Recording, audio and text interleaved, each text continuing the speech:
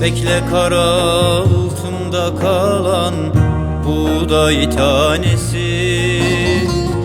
yine onun sularıyla yeşereceksin.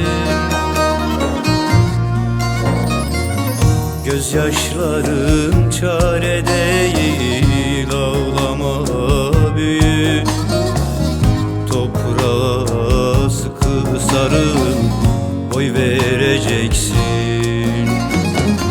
Gözyaşların çare değil, ağlama büyük.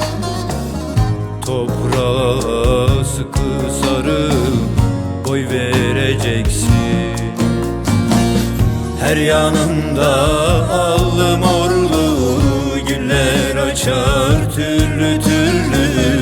Bu fırtına dünden belli, baş edeceksin. Her yanında allı morlu güller açar türlü türlü. Bu fırtına dünden belli, baş edeceksin.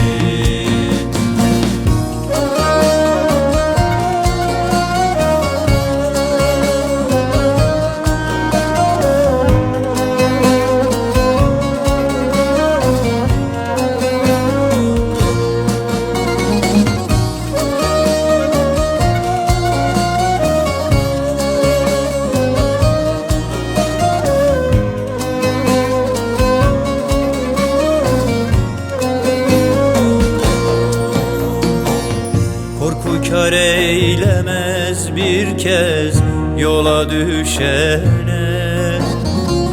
Sen bir aşkın içindesin, yaşayacaksın. Dört yanını börtü böcek sarsa ne çıkar? Toprağa sıkı sarıl, boy vereceksin. Dört yanını börtü böcek sarsa ne çıkar? Toprağa sıkı sarıl, boy vereceksin. Her yanında allı morlu güller açar türlü türlü. Bu fırtına dünden belli, baş edeceksin. Her yanında allı morlu güller açar türlü türlü. Bu fırtına dünden belli, baş edeceksin.